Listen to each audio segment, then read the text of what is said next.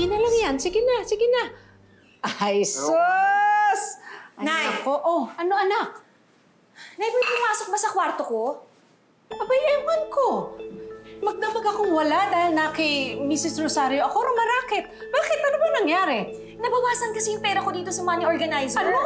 At halatang may pumasok. Gulo-gulo yung gamit ko eh. May merienda na tayo dyan. Nagugutom ako eh.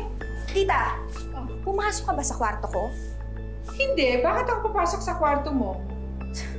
Ang bihira naman, no? Tayo-tayo na nga lang nandito eh. Teka, teka. Pinagbibintangan mo ba ako pumasok sa kwarto mo? Na nagnakaw ng pera mo?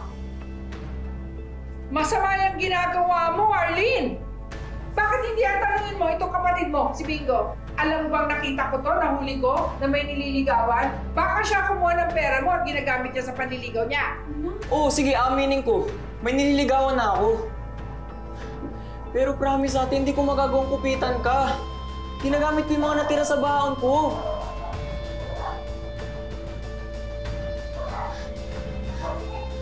Ate!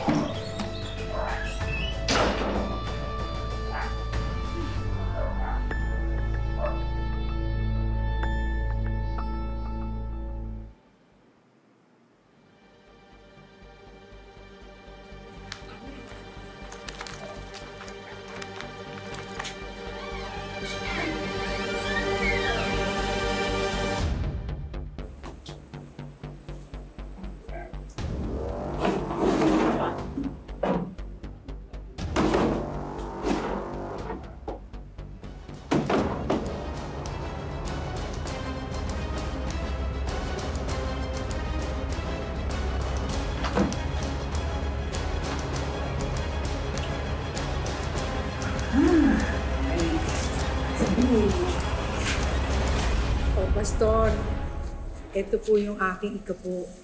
Para dun sa mga kulang ko ng mga nakaraan.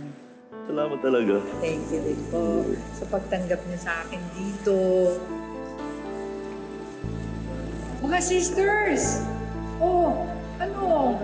Kailan natin pag-uusapan yung business proposal ko? Alika, coffee tayo, treat ko. May pera ka? Oo naman, marami ako nun. Di ba sabi ko sa'yo, marami ako naipon sa Taiwan. Okay. Sige, pag-iisipan namin mamaya. After ng church activities natin. Pag-iisipan pa? Para naman akong iba. Ate, may kailangan kang malaman. Ano yun?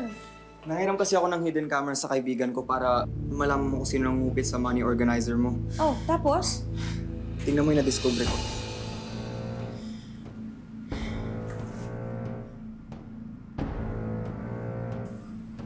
Sinasabi ko na nga pa eh. Sinabat mo ko. Tingnan mo para saan ka eh.